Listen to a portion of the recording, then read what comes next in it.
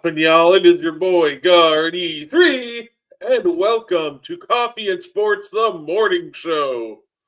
Of course, joining me just like every morning, he is the greatest co-host of all time and the pillar of coffee and sports. He is Mo Betta. How you doing, Mo?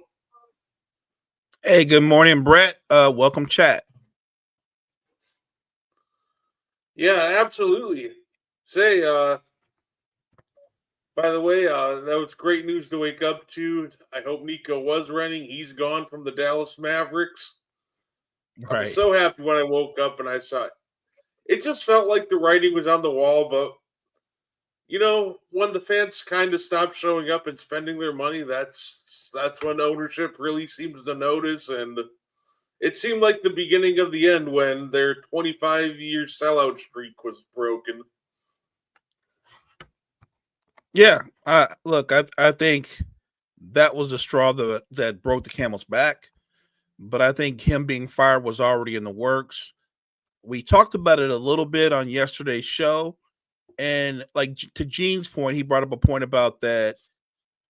Yeah, Nico wasn't the one that had the final say in the Luka trade, but maybe he sold ownership. He sold the GM on the or not the GM, but the ownerships, the team president, the idea that moving Luca, who the way he described him wasn't committed to winning or getting into best of shape, wasn't a great leader, all those kind of things.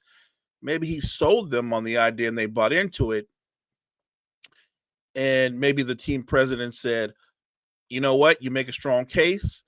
Go ahead. You've got the green light to do it. But Nico, know this: if it doesn't pay dividends immediately, at some point you're going to get fired. Um, that was the way Gene saw it. The way I see it is, even if he sold them on it, the fact that he sold them on it, that says something about their basketball knowledge or lack of.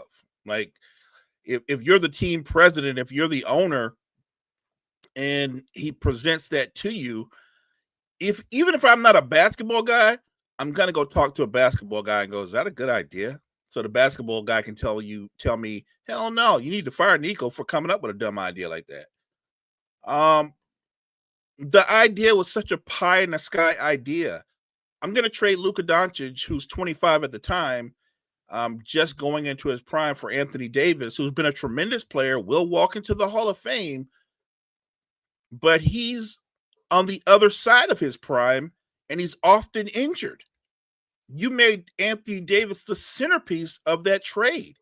And the truth of the matter is, most people who know basketball ask this one basic question: how come you didn't get more? Like, the deal isn't complete unless you throw in Austin Reeves and a pick or two. And then you can throw in Max Christie at the last minute. The biggest problem was, one, to do the trade at all, but two, if you're going to do the trade, you got to come away with a lot more than what you came away with. I get it. They were really bad. So you can make the argument, well, because they were bad after the Luka trade, because AD got hurt immediately, shockingly. And then Kyrie was injured, so it allowed them to get the number one pick. They get Cooper Flag. That's terrific. That is a building block, a staple for your future. But because Anthony Davis is 32 years old and often injured, like I said, I think if I was Nico, I would have said something that probably would have got him fired by suggesting it, like, well, maybe we need to move AD. And they would have been like, no. You said he was going to be the anchor to make us a title contender, to put us back into being relevant. And now you want to move him. But yeah, look, I think firing Nico is twofold. You got rid of Nico. The fans obviously wanted it, and I'm sure that pressure impacted their decision. But by firing Nico, the door is open. You are now free for the next GM to come in and immediately start making moves for the future. Start making moves that are going to benefit and buffer the growth and development of Cooper Flag. First guy I'm trading, as soon as he's healthy, is Anthony Davis. He's on the first train smoking. He is gone. And look, I'm a Kyrie fan. I think you're a Kyrie fan, but the reality is Kyrie Irving is closer to being 34 years old coming off of a major injury. And it would be different for me if Kyrie had a similar skill set to Steph Curry, where a lot of what he does isn't predicated on his incredible quickness and change of direction, but it is. And again, is Kyrie really part of your future? Is a 34-year-old Kyrie? How long do you think he and Cooper Flag's partnership is going to be for? Another year, two max, maybe less than that. If Kyrie isn't the Kyrie that we know him to be, so yeah, it might sound cutthroat, but if I'm moving AD, I'm moving Kyrie too. Yeah, no, and I completely agree with that. At the end of the day, a lot of people, I've seen people still try to use the old, oh, well, next year they'll have a healthy Kyrie, Anthony Davis, Cooper Flag. And I'm just kind of on the boat of what even does a healthy Kyrie look like? What even does a healthy Anthony Davis look like? It's one of those things that they're going to be a year older. Anthony Davis didn't look particularly exciting this year before he, obviously sat with the injury. So it's one of those things that while I would get value for at least one of them. Like I get it if you want to at least hold on to one of AD or Kyrie. That could be a great mentor for Cooper Flag into these upcoming years. But you definitely at least got to move one of them and get as much assets back while you can.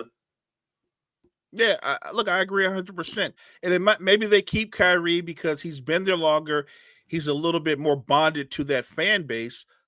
I'm just saying, big picture, we don't know what to expect from the new or the older Kyrie. And remember, let's say Kyrie is 100% healthy and he's Kyrie again.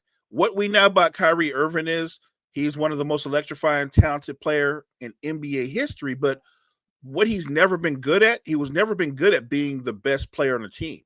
So if you're going to thrust 19-year-old Cooper Flag into the role of being the best player and Kyrie's the sidekick, he's proven he's an effective sidekick.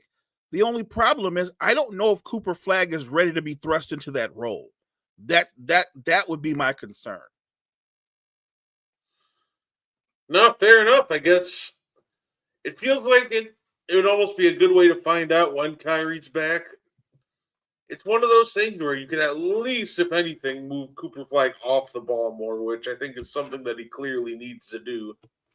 He's just not very great when he's the primary creator right now. No, he's not. He's not because he's not a point guard. He's a very good secondary facilitator, but his strength on offense is he's usually the guy that finishes plays. And he's being forced to try to be a primary ball handler. That's not a strength. And one of my concerns with the roster, let's say Anthony Davis wasn't injured. With this current roster minus Kyrie Irving, they have no shot creation. Their best shot creator is actually D'Angelo Russell. And I'm not throwing shade. D'Lo is a capable player, but he's better to me as the sixth man coming off a bench. You don't want him as a starter. You certainly don't want him as your best ball handler. He is their best ball handler because of their lack of shot creation on the perimeter. What the Mavericks have is they have a lot of size, but they don't have a lot of talent in terms of wings and guards. So if Anthony Davis wasn't hurt or injured, they still wouldn't be a good basketball team. No, you should not trade Jonathan Taylor, by the way. Thank you for tuning in, by the way. No, absolutely. Man, I think the first step for that team, though, see if you can get any value at all for Klay Thompson. I just don't. He's somebody that they got to get rid of like tomorrow. But the problem is he's been playing so bad that you can't really get any value for him right now. So I think honestly he'd be the first guy on my bucket list. If there's a way I could get positive value for him, ship him out first thing tomorrow. Which is weird because I think Klay actually had his best game of the season last night. I think he hit 6 threes.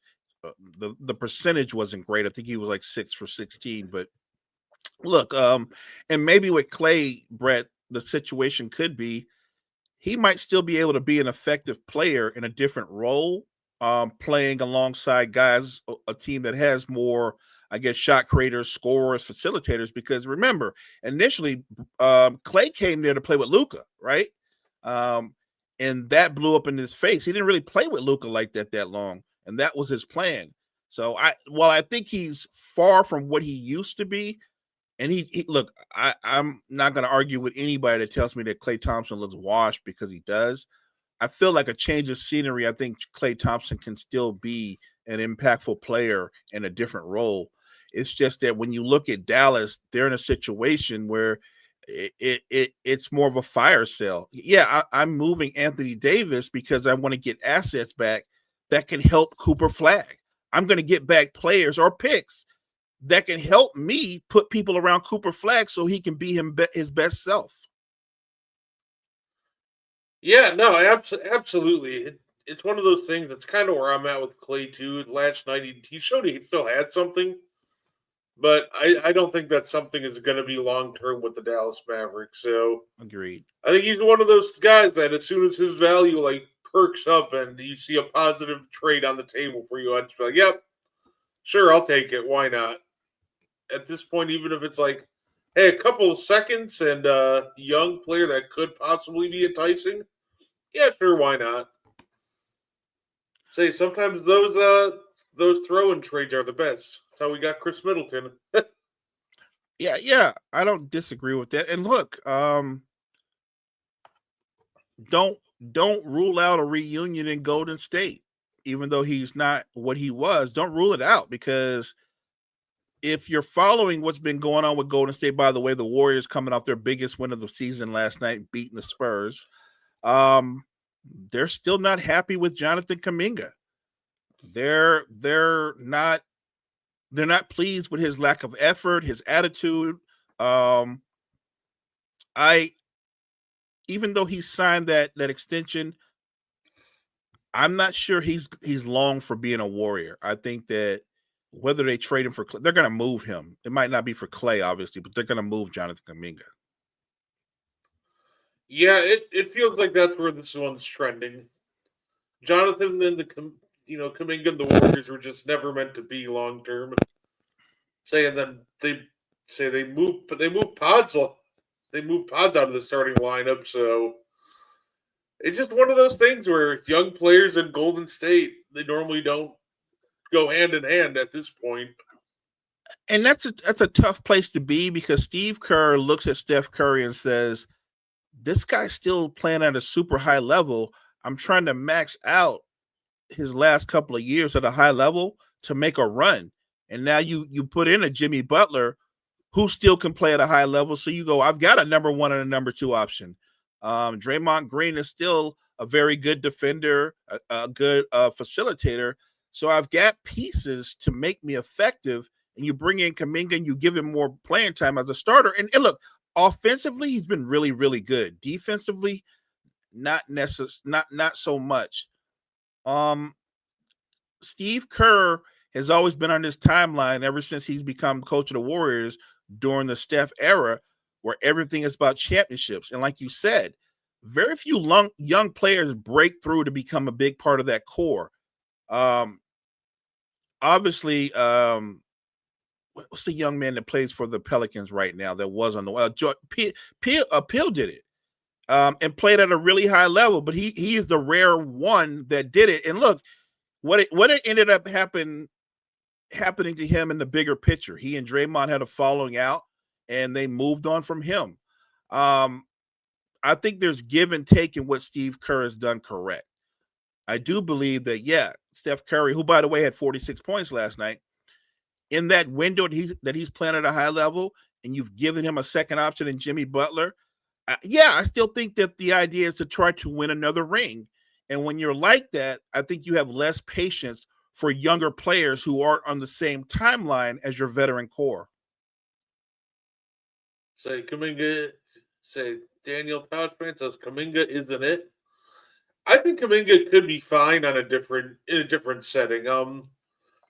He's playing in a system that just very much doesn't work for Jonathan Kuminga. Kuminga clearly wants to dominate the ball a little more, and rely more on his scoring rather than playing in a really pass-heavy system. I don't think Kaminga ball is a recipe for winning basketball games, but I think you put him in a situation like ship him to Sacramento, and it could make for some fun, like 20-point per game seasons. So it's one of those things where I think he's in a bad spot for him, but at the same time, I just don't think that his play style is really conducive to very much high winning basketball. So we'll see if he can change my mind on that. I think you nailed it. Kaminga being a big fish in a small pond could be one of the top 5 or 6 scorers in all the NBA. And or he could develop into a guy who could be a good enough star to make Sacramento, let's say, a playoff contender, not a title contender, but maybe he can take them on a run like De'Aaron Fox did a couple of years ago, where they have an exciting season, they make the playoffs. I think he's capable of being the best player on a team that makes the playoff, provided you put the requisite talent around him.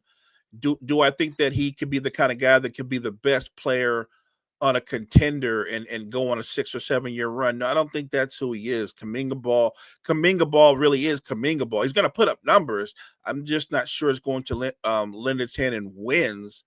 But when you're a team like Sacramento, who's had so many restarts, when you look at their core right now, think about their core right now, Brett. Russ, even though to his credit, Russ has played well this season. Russ is 37. I believe DeMar's 35, Levine's 30. Dennis Schroeder's got to be 32 or 33. Like, that's their core. You got aside from Sabonis, but that you got to go out and get a young piece. Why not? You're not going to win a title this year with your current roster. Why not go out and take a swing at a Kaminga just to see what you have?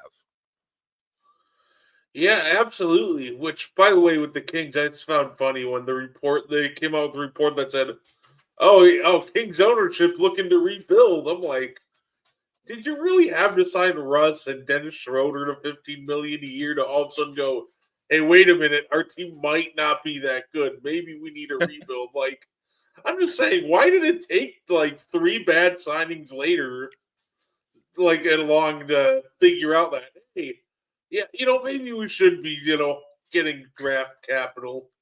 That is crazy to me. They got blown out a couple of nights ago, and Doug Christie. The reports were Doug Christie yelled at his team and questioned their effort and their hearts and all those kind of things. And I thought, okay, what's going to happen? And then obviously they followed that up by getting blown out last night. So clearly the pep talk didn't work. And again, I'm going to go back to what I said.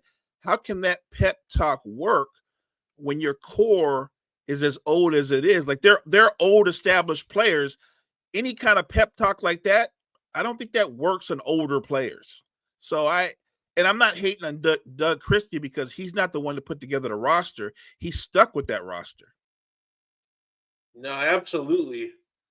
Hey, speaking of last night, Mo, is there a scarier team right now than the Oklahoma City Thunder? Man, no J-Dub, no problem. They're still blowing teams out. Oh my god. So I'm watching the game and you can see immediately it's going to be a blowout. Like, they jumped on the Lakers defensively and just disrupted anything that Luka or Austin Reeves wanted to do.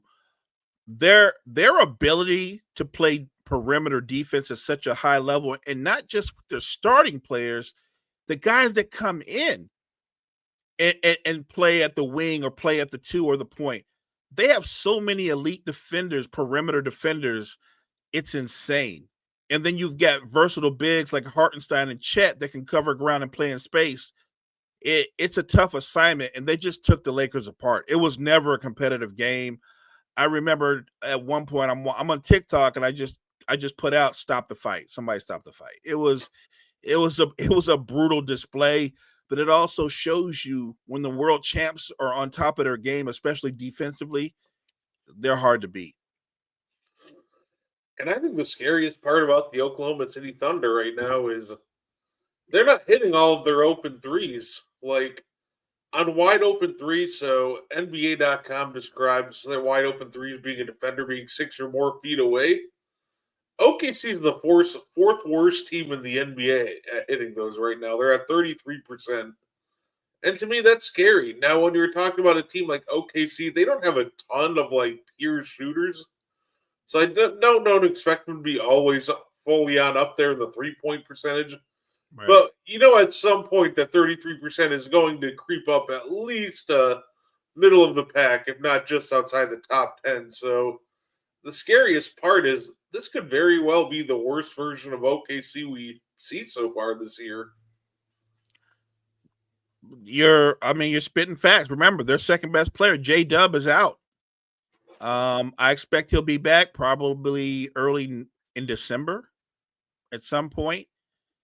And knowing Sam Presti, knowing that his team is in the middle of a run where they're the top dogs in the West, Sam Presti's not been one to hesitate to pull the plug on a move that he thinks that would augment his team.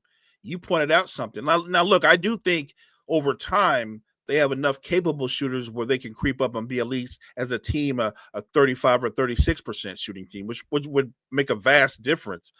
But I think Sam Presti will pursue a deal if he thinks he needs, like, even if it's a shooter that comes off the bench.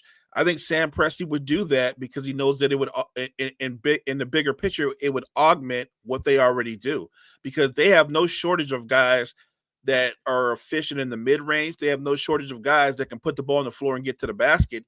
That's absent of their second best player. It's just a scary team. Yeah, absolutely. And hey, look, there's if he gets cleared from everything that's going on around him, they don't even need to give up assets to get someone maybe like a Malik Beasley, just to straight up, gun for them whenever they need to from deep. So, yeah, this is just a terrifying team. And say, speaking of terrifying, well, I guess more so player, say the other LA team didn't have a good night either.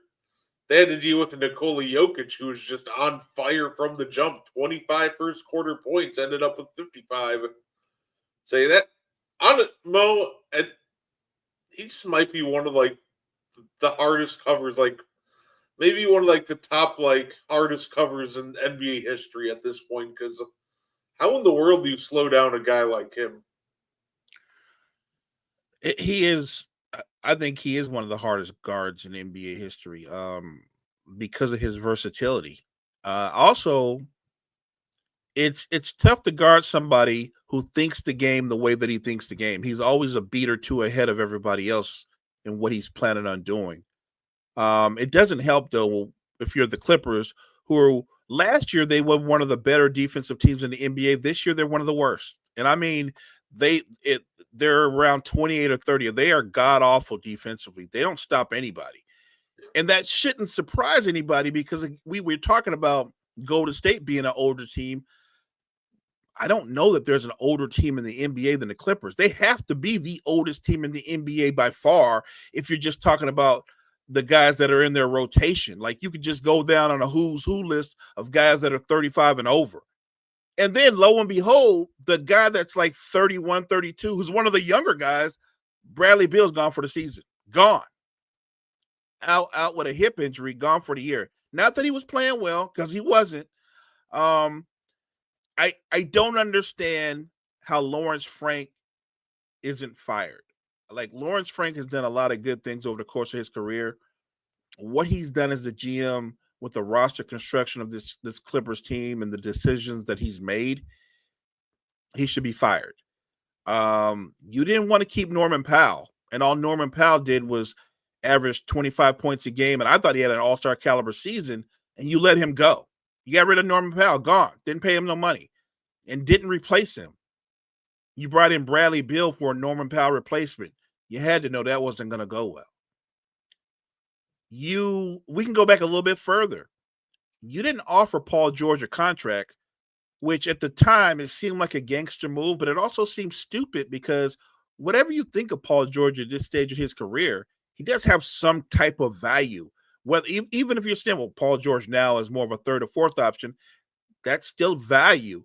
You let him go for nothing. Like, I would have come up with a sign and trade package or something. Even if I didn't get a ton, I would have got back something in return for Paul George. You just let him walk. I'm sorry. I'm looking at this roster construction. This Clipper team, they're not making the playoffs. Never mind, are they going to contend? They're not going to make the playoffs at all. They're too old, too slow. It's a horribly constructed roster, and that lies at the hands of Lawrence Frank. Hey, just remember last year they said no that we lost to Denver because of our transition defense. So this was the answer to that: is to just get exceptionally older. Let's get Funniest. old. Yeah, let's get old. That's the funniest logic ever to me. Like, hey, yeah, we lost to Denver because of transition, so we're just gonna add every veteran under the book, and Bradley Beal, who moves like a seasoned veteran at this point, like he's 37. So it was just bad logic from the jump, especially with the message that they were trying to send. So Look, Nico get fired the other day. I think Lawrence Frank will last a little bit longer because while he might be a great businessman and terrific at business, Steve Ballmer's not a very smart man when it comes to basketball. So he'll probably let Lawrence Frank stay on longer. But what Steve Ballmer needs to do as an owner, one, get a new GM, but two, you have to do the hard thing. The Kawhi Leonard era in LA is over, and you need to move on from it. It's time for a fire sale. I would say tank and use your picks, but you can't do that because you sacrifice so many of your picks in the Paul George trade. So they just need to do a fire sale and move on and try to get assets that can help them for the future. Because how do you stay afloat with a core that's 35 and older? You don't. you trade them for younger assets. Right, That's but it. the only way that works is you have to deal with some of the, and I'm not going to call them out by names, but you would have to deal with some of the not so bright franchises in the NBA and sell them on like, well, you're getting former MVP James Harden and this and that, and Kawhi is a two-way player and a Finals MVP. Like, I guess you can sell them on what they used to be, and maybe that might work. But the the idea that Lawrence Frank would try to go forward with this roster, that's terrible. Yeah, it feels like that the only two guys who have great value right now for that team, obviously James Harden would still have great value for them. And you can probably still get some really good value out of Kawhi. And after that, it's really a toss up. So we'll see how long they continue forward with this roster, but I can't imagine it's for that long if they keep playing like this. I agree. Look, I would argue that Zubac might have the most value. Yeah, no, absolutely. Say also with the Nuggets too, they're kind of scary in the sense that Cam, Cam Johnson's been getting off to a slow start. Apparently, he's been dealing with kind of a shoulder issue. So we'll kind of see how they look once he starts actually knocking down his open threes because he's not going to shoot like sub 25% from three forever. It's kind of impressive that they did that move and Cam Johnson has played the way he's played, and yet they're still at the top, one of the top teams in the West. Um, you're right. Look, if Cam Johnson gets himself right, I expect him at the end of the day, he's not going to score more per game than Porter Jr. I expected him to be around that 16, 18 points per game level. But if you get him back to where he could be, that's just another weapon in the arsenal of a really good basketball team whose franchise player is as good as anybody in the NBA. Like Joker rarely has games where he takes 20 or more shots, but when he's coming out aggressive like that, like he did last night, it just reminds people of how dominant a player he can be when he wants to be. After that first quarter, Mo, because you knew he wasn't going to keep up the volume the entire game. He's going to slow it down. That's just kind of normally the Jokic thing to do. Even when he is aggressive, he just like ramps it down so he can get his teammates involved. Man, but I kind of low key wish that he would just for fun one game take like 30 or 40 shots because it feels like he's so good at scoring and he's just so efficient at it.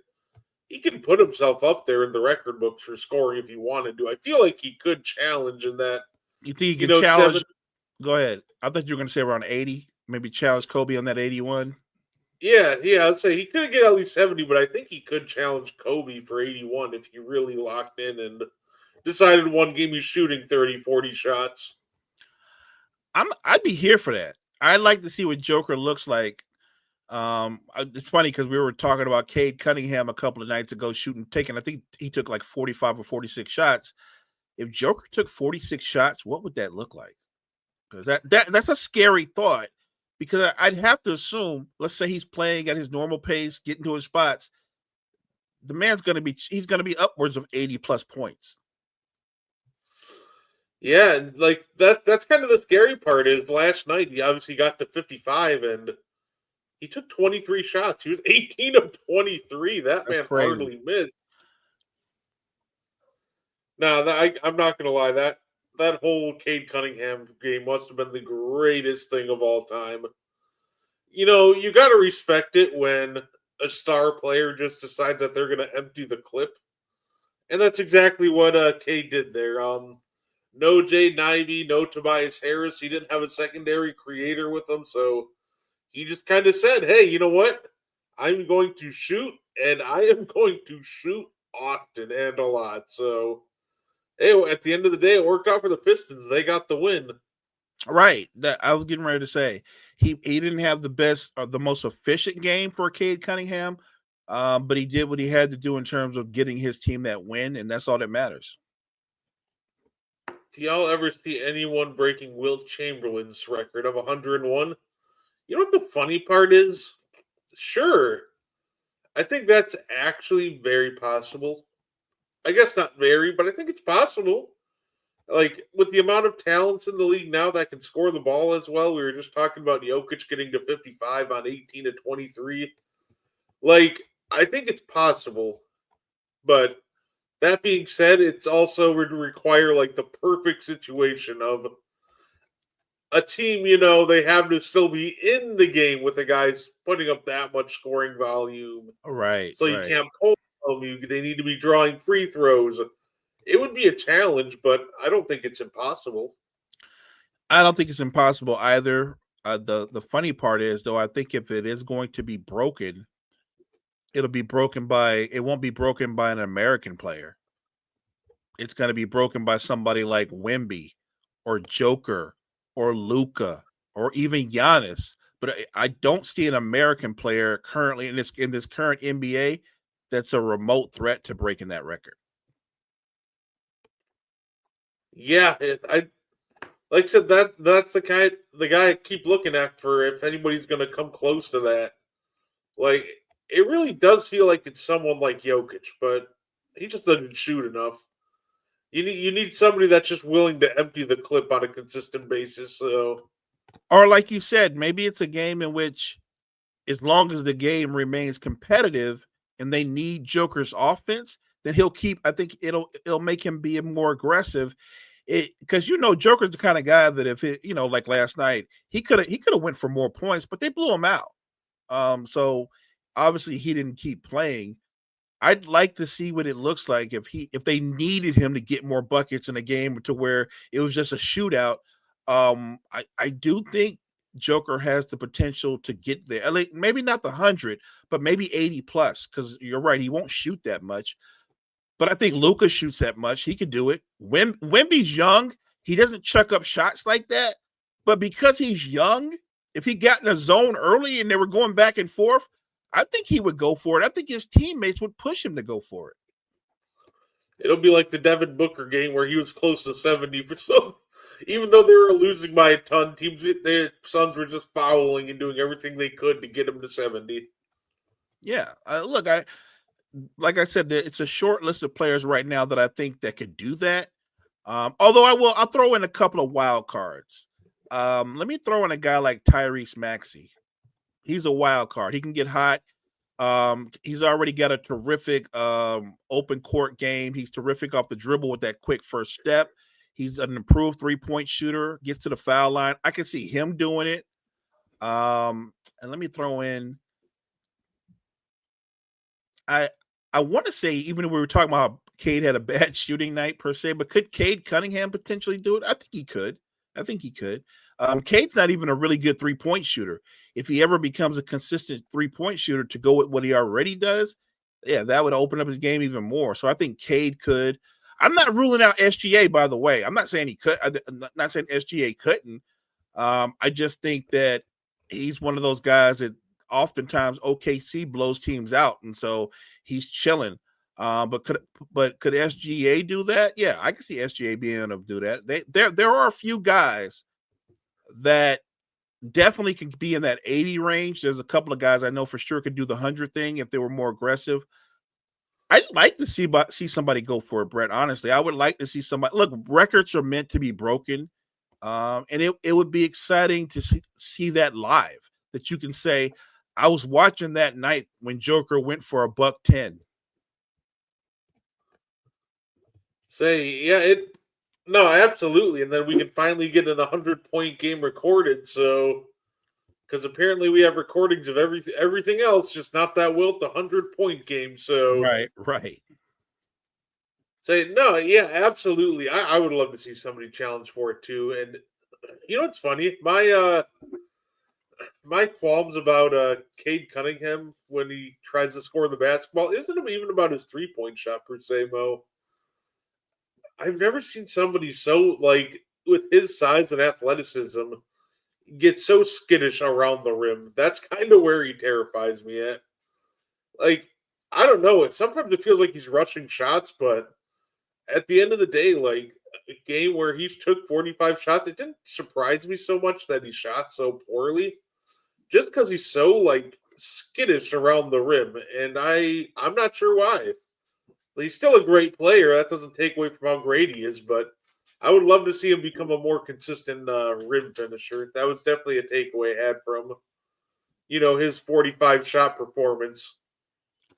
That's a fair point, and you're right. It's kind of surprising that he's not better at finishing around the basket because one of his strengths is his size and strength. Like he's a legit 6'7", 6'8", with the ability to get to the basket, and he's physically stronger than most wing players.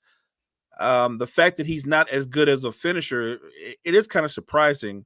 And maybe he's trying to correct that by attacking the basket harder, like a few nights back when they played the Sixers when he dunked on Drummond. You got to finish that way. Maybe not try to be not finish with floaters or with finesse, but go with power.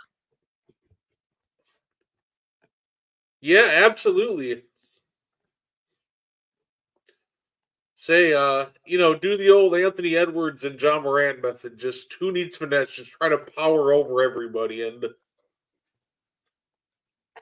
say, I'm looking forward to this John Morant saga to be over in Memphis because you know what's kind of unfortunate about that? I feel like that it's taking away from the young guys that are doing well. Shout out to Cedric Coward. I see you. Good. He's balling out. Like we got some young guys balling out. But we just kind of keep getting distracted by this whole saga with Ja and company. So I hope they figure out that stuff at the top sooner rather than later because I think it's taken away from some young guys that are actually playing well in Memphis. I think it's impacting the entire team, but you can tell with his play, whatever's going on affecting John Morant. I mean, he's been subpar the last few games. It's almost like he's checked out. There's definitely a disconnect there. And I'm sure when you're John Morant, you're tired of being asked, have you asked for a trade? Or do you expect to be traded or anything in that vein? Um, I said it before. They're a small market team, so parting is hard in one sense because one, he's a hometown guy, but another thing is you're most times when you trade a star like this, you don't get a star in return. They don't go star for star. And so when you trade a John Morant, usually you're trading him for assets that'll help you down the line. And if I'm Memphis, like I said, I feel like this, I'm going to be steadfast in this. If you move off John Morant, then you are signaling an out and out rebuild. If I'm moving off John Morant, I'm moving off Jaren Jackson because Jaren Jackson is a sidekick for however people want to take it. He's a really good basketball player, but you can't build a team around Jaren Jackson. And if you're not going to have John Morant, you might as well move off Jaren Jackson as well. It feels like the best player they could get for a John Moran trade. is obviously they can maybe pluck the best player off of a tanking team would be my guess, and the player I'm referencing is obviously maybe like you could swing like Lauri Markkanen from Utah. I think that's just possible, but yeah, at this point, I would take a nice package of young players and future picks and at least get this whole thing kickstarted. Either you got to move on from the coach who he doesn't like, or John. When we're running into problems with two different coaches now, at this point, I'd just probably move on from Ja and kind of restart.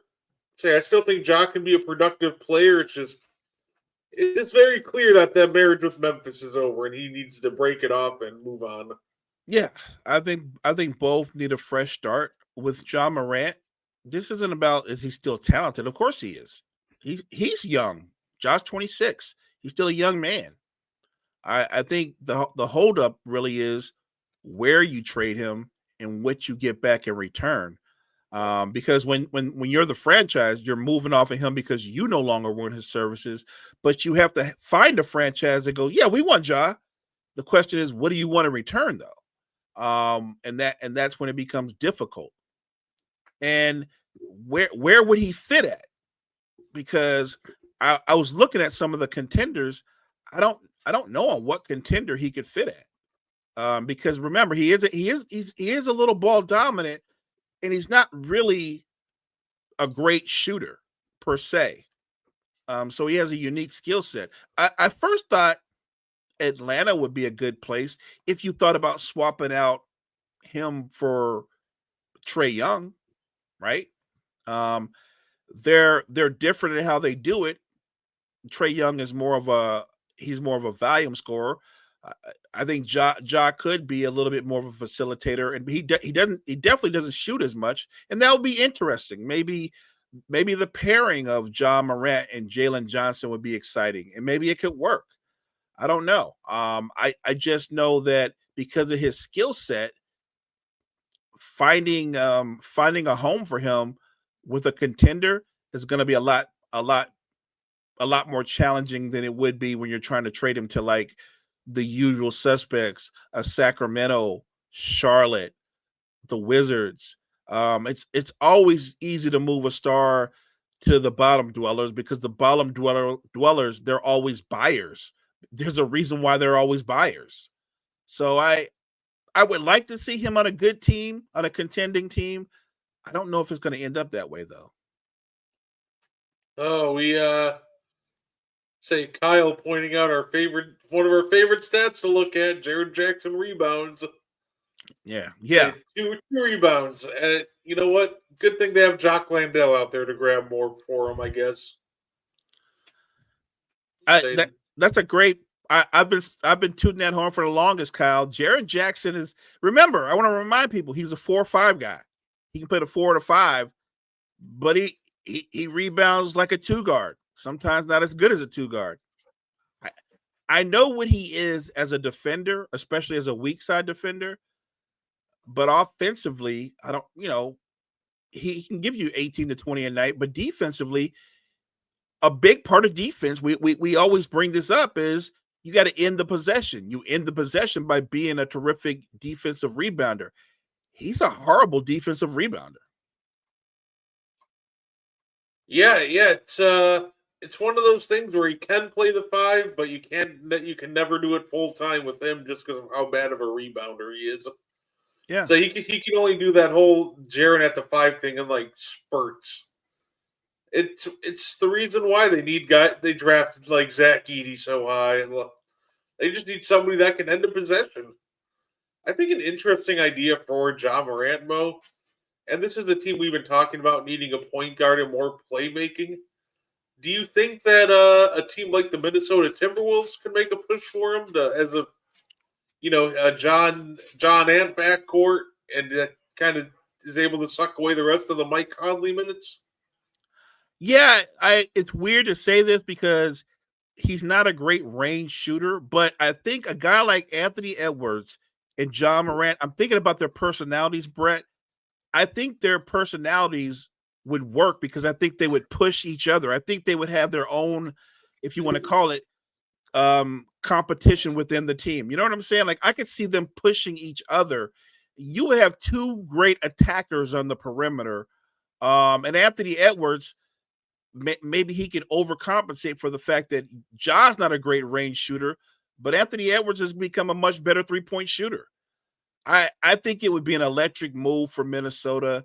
Look, right now the current version of Mike Conley is giving you something like I want to say 6 points a game and 3 assists. Like John Morant, if he's just pedestrian, is going to give you 20 points and 6 assists.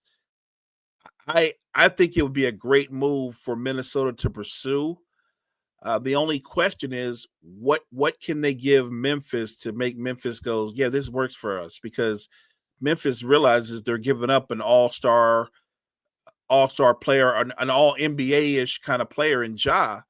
So I think the best thing that the Timberwolves can offer in return are picks and maybe a couple of young pieces that they have on the roster. One of the pieces would have to probably be Jade McDaniels.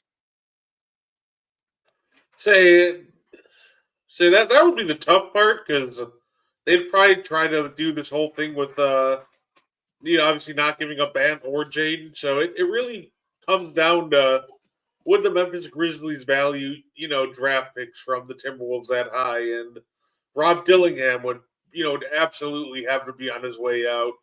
Do they value just like the younger talent of the Timberwolves? Because they would try to get this whole thing done without moving on from at least Ann and Jaden. Oh, I'm sure. And Rudy. So I'm sure they just desperately need Rudy for his rim protection still. I think that's one thing that's been abundantly clear, because say now that the 5 minutes just are not working at all so far to start the year.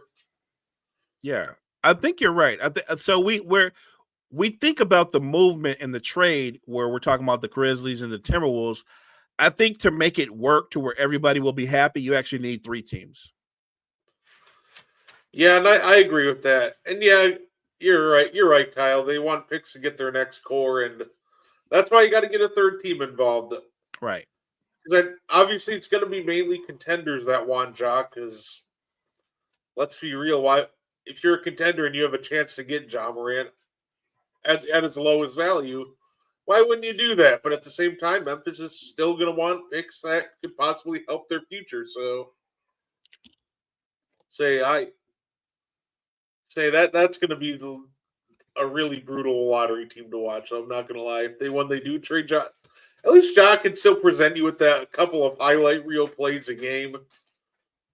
Say going from a John Morant led, team that had some, spark to it, watching Jaren Jackson led basketball, that might be some brutal hoops. But you know what? I still think some young guys like, Cedric Howard would have more opportunities to break out, which could be a lot of fun as well. Yeah, look, I feel like instead of having a year where they've underachieved, if you move off John Morant and you focus on the young talent that you have and let them play and develop them, I think you can sell the fan base on a developmental year. You can sell the fan base on we got back these assets for Ja. So we do have a future. The future is bright. I think that's the way to go. That's the way to run with this. And I look, they may very well hold on to Jaren Jackson. I think teams value Jaren Jackson. I don't think they value him the way the Grizzlies did. I think a lot of teams look at Jaren Jackson and go, yeah, we'll bring him in, but I think they would bring him in to be their third guy. I think Jaren Jackson is your third option. You're probably a legitimate contender. Say fair enough. And obviously we had Nico out of there, and well, I wouldn't be shocked if before, maybe even today ends that we had Willie Green out of New Orleans at this point, because it's clear that the Pelicans, players are tuning him out. So I think it's beyond time that he gets out of that situation. I think I think you're calling your shot on this one, partner. And I'm not rooting against Willie Green. I like Willie Green. He's been in tenure there for quite some time, but I think that core that he has, and a lot of these guys are around 24 and under. I don't think they hear him anymore. And it's not all on him, by the way. If your franchise player is a Zion Williamson and he's constantly in and out your lineup, I think that disrupts the notion of any consistency on your team. If your second best player is Trey Murphy, who you and I both are fans of, but he's in and out the lineup. That is the problem with their best players is they're in and out the lineup because that's their only consistently. They're consistently in and out the lineup. I look at the Pelicans and I feel like they should be sellers. And I know they're not going to be sellers because it's much easier to get rid of Willie Green and replace Willie Green than it would be to replace Zion Williamson or a Trey Murphy. The only question is, I don't know where they go for their next head coach. I don't think it's on their current roster. And they do have talent. I just think they have the wrong guy as their franchise player. It's one of those things that, I think there's talent there. I wouldn't say that. I would say there's an abundance of talent there, but there's definitely some talent there. It just, it's just unfortunate how everything turned out because, when you're starting with the wrong franchise guy, it kind of has a trickle down effect. Say, not to mention other little deciding factors like Herb Jones he never developed on offense. It feels like at all. Still an elite defender. Love watching some Herb Jones defensive highlights, but the problem is I don't think there's been any Herb Jones offensive highlights ever since he came into the league. So, and then when your depth is guys like DeJounte Murray who looked cooked in Atlanta before you even got him, and now you're asking a guy to come off a major injury to all of a sudden start contributing at a high level. It just feels like this is a team of just very odd pieces and parts, and you really just got to figure out who are your keepers, and move on from the rest because there's just a lot of awkward fits on this team right now. Keep Fears, obviously keep Fears and Queen.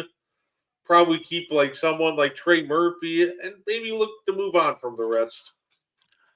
I look, if I were the GM there, that would be what I'd be selling to the ownership, the president of operations, that we need to move off some of these guys. Look, Jordan Poole's a really good player, but I think we all know that what Jordan Poole is really good at, that his NBA role, like everybody has an NBA role or a lane, Jordan Poole's NBA lane is a six man. He's a terrific six man. He showed you in Washington, which typical Washington make that kind of move, that they would go out and go, we're going to make Jordan Poole the centerpiece of our team, and that's why they are who they are. But Jordan Poole has a lane as a six man. I think I'd be sellers. I'd move on for Jordan Poole. I think I would find a way to try to move on for DeJounte Murray. They'll never do this, but I would move on from Zion Williamson the next time he's healthy. I would move on from him. I'm not saying Trey Murphy is a franchise player, but I am saying because he's still 23 or 24 years old that he can be a building block to when you get your next guy who could be the franchise player. I think Herb Jones, I think he just plateaued as a player, that he didn't develop more under the Pelicans. Although I will say this, Herb Jones' value, he's got a higher value than, say, a guy that's on my Lakers. He's a better basketball player than Jared Vanderbilt. I would still value Herb Jones for what he is. I think Herb Jones is still an elite defender who's actually improved as a three-point shooter. I think we thought he was going to be just a better all-around player, but I think what he actually is, and there's nothing wrong with this, is Herb Jones is a 3-and-D guy. He has value as a 3-and-D guy. I would move on from Herb Jones as well. Like, I think they should be sellers. Say no, fair enough. Fair enough. So yeah, it'll be interesting to see where they go from here, but I think it's just very clear at this point that change just needs to happen over in New Orleans. And move on to the young guys. And you know what's awkward though? You know what makes this whole thing awkward? They can't really sell yet because they traded away their unprotected first for next year. They did. So you're in a situation where, all this sounds really good, and then you go, well, they kind of traded away their first for Derek Queen, so they don't really have an incentive to suck this year. So, and I like Queen, but to make that move to get rid of that pick for him, I don't know if he's that guy. I think he's a legitimate NBA player, but if I'm gonna make that type of move, I have to be certain that I bring in the right guy. I don't know that Derek Queen will ever be an all-star caliber player. I will say though, the one thing that I was puzzled that Willie Green did, or just more so didn't do, was give Derek Queen minutes right away. And it's funny because a lot of people are like, "Well, he's not in the game because defensive purposes." And I'm like, "Well, I mean, that's clearly why you're starting 36-year-old DeAndre Jordan off the street, right? Because he's such a lockdown defender." That puzzled me he didn't get minutes sooner, but I give Derek Queen credit. When he's gotten some run, he obviously looks the part of a rookie, but he can do some special thing with the ball in his hands. He's got some great moves for being such a big guy. So You got I great footwork. say got great footwork, got some fun ball handling moves. I'm looking forward to seeing him, and apparently Brody is too. So say I say, yeah, it's going to be a great time. And of course, I'm looking forward to seeing what the Bucks do. They obviously just dropped one to Charlotte, but you know what? Ryan Rollins continues to impress. So, I like him. I like him a lot. hey, my favorite part of that Wizards trade, Jordan Poole and Ryan Rollins both went to the Wizards, and we ended up with Ryan Rollins. So, I'm glad everything worked out the way it did for that deal. Let me ask you something. I know it's early and we're like 10, 11 games into the season. Do you think that your team might be aggressive at the trade deadline to look to bring in more shooting, or do you think that you guys are good with the way the roster is constructed right now? I'd say I'll give Horst credit for one thing. I think he's just always looking to be aggressive. I think that we're going to be an aggressive team at the deadline. I think as long as Giannis is on the roster, Horst is always looking for the next move to make. Hmm. And that's one thing, even though I've had my frustrations with him at times, I got to give him credit for. No matter what our situation looks like, he always finds a way to make that next move. So I think that Milwaukee's going to be aggressive, and I think that they're going to be looking for possibly for some wing help. I think it's clear that we can use a guy that give you an example, a guy like Andrew Wiggins, a guy who had some size to him, that's athletic enough to play some of these bigger wings, and maybe he's got some juice to him now. Can we afford a guy like Andrew Wiggins? I don't think so, but I think we'll be looking for some wing help that can provide some more size on defense and that can shoot the three ball from out there. Yeah, you know what? I'm glad you brought up that name. I'm happy for Andrew Wiggins. I'm happy for Wiggs that he's kind of found his NBA lane where he's made himself into one of the better wing defenders who can also give you 16 to 18 points per game offensively. Like Wiggs has turned out to be a guy who's had a really good career. When you think about where he was drafted and the expectations, and I'm looking at him now. Obviously, his stint in Golden State literally changed his whole career around. But I'm looking at Andrew Wiggins as the guy that turned into a really good basketball player. And I think that at age 30, he's still incredibly athletic, still playing at a high level. He would be a great addition to any contender if they pursued him. Yeah, that's a name that I would love Milwaukee to at least look at. I don't think Miami would make that deal with us, and Pat Riley's going to ask for a grandfather offer for him, but it's definitely a move that I'd love for us to make. So, hey, that being said, Mo, hey, that's all the time we have for this morning. Anything you want to add before we get up on out of here? No, you know how it goes. You and I start talking about hoops, the time flies. Appreciate the chat, the energy, Kyle and company, everybody for coming through. Thank you guys so much. Make sure you guys check out all the great content that we have at Wire Wire Network. Wire Wire Network, we appreciate you. Yeah, absolutely. And say definitely we'll see you a couple times next week. I will let you guys know my days off next week are Tuesday and Thursday, so we'll have and one back to its normal time on Thursday. Might be doing Meaty Boys on a Tuesday, so we'll we'll definitely check us out next week. So thank you guys for tuning in, and that being said, enjoy the rest of your night.